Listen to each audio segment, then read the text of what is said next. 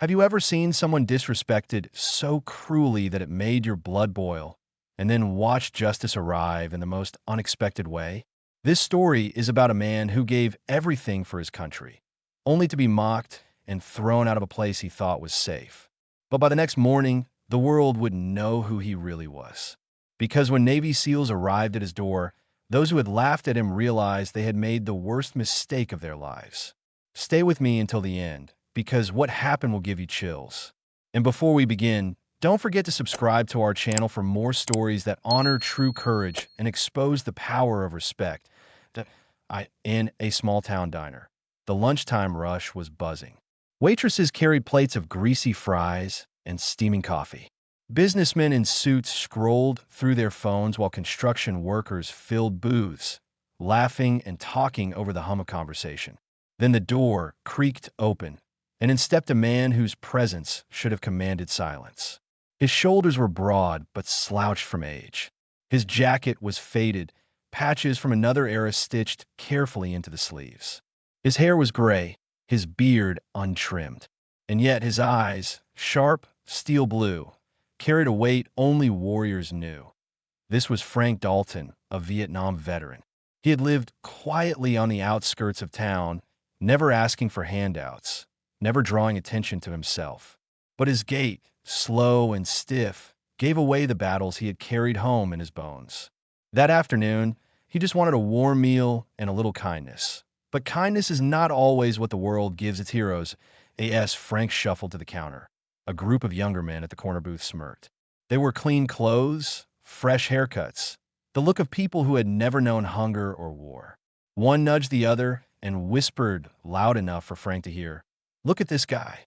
Another washed-up vet, probably drunk, probably broke. Frank ignored it, taking a seat quietly. He ordered black coffee and a small plate of eggs, counting his bills carefully before sliding them across the counter. But the whispers grew louder. "Hey, old man," one called out. "You think anyone cares about your little war stories? Nobody wants to hear about Vietnam anymore." The diner chuckled. Some looked away uncomfortably. Others laughed outright. The waitress brought Frank his food, her face flushed with embarrassment. But the group wasn't done. One of them stood and walked over, towering over Frank's seated frame.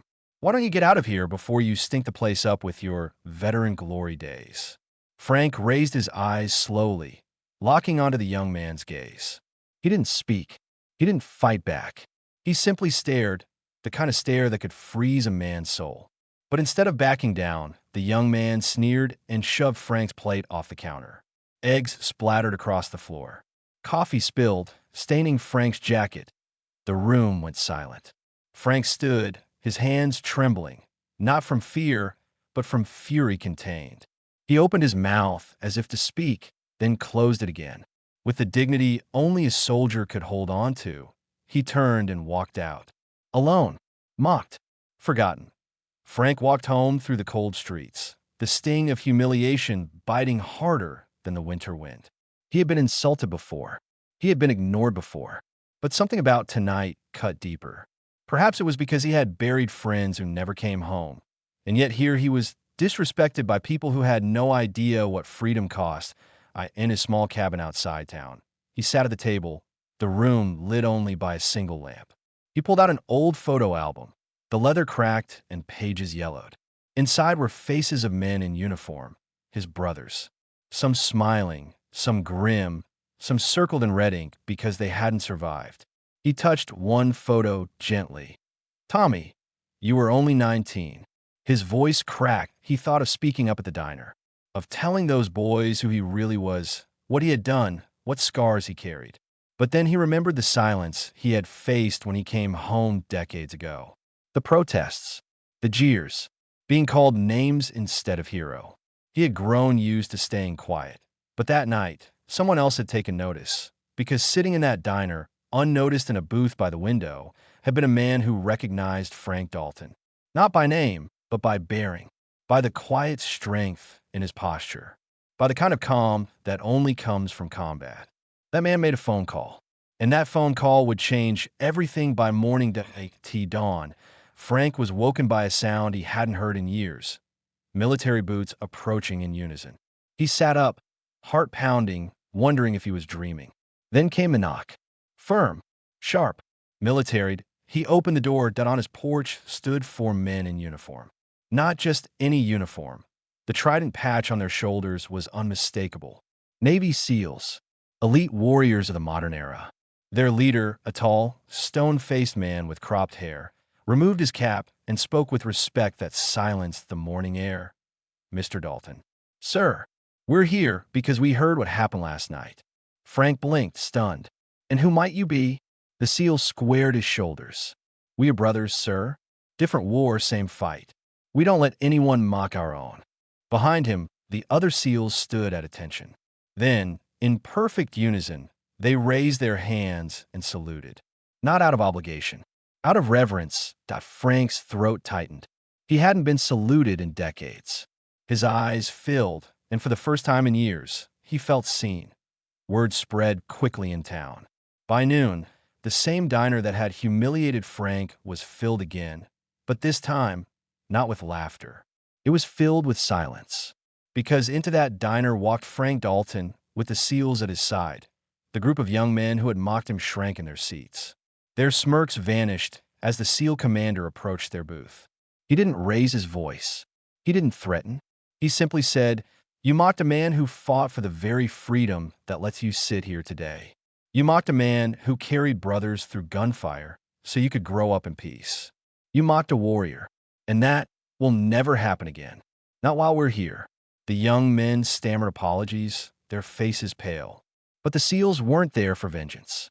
They were there for honor. The commander turned to Frank, placing a hand on his shoulder. "Sir, this town needs to know who you are. They need to know the truth." For the first time, Frank nodded. He was ready. That evening, a gathering was held at the town hall. The SEAL stood beside Frank as he finally spoke, not about glory, but about sacrifice. He told the crowd of nights in the jungle, of holding dying friends in his arms, of promises made to families that their sons would be remembered. He spoke of the loneliness that came after, the silence of a country that didn't know how to welcome its veterans home. People wept. People stood. And when he finished, the entire hall rose to their feet in thunderous applause. Not laughter, not mockery, respect. From that day forward, Frank Dalton was no longer the forgotten man at the diner.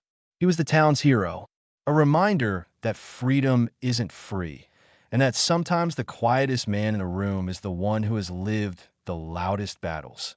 And for those who mocked him, they carried the shame of their actions for years. Because they hadn't just disrespected a man, they had disrespected a soldier. And that's the story, friends. A story of how one veteran's dignity was restored by the very brotherhood that never forgets its own. Let it remind us all, respect isn't optional. It's earned through sacrifice. And when you see someone who's carried that weight, you stand. If this story moved you, don't forget to subscribe. Because we tell the stories that matter. The stories that remind us what true courage, sacrifice, and respect really mean.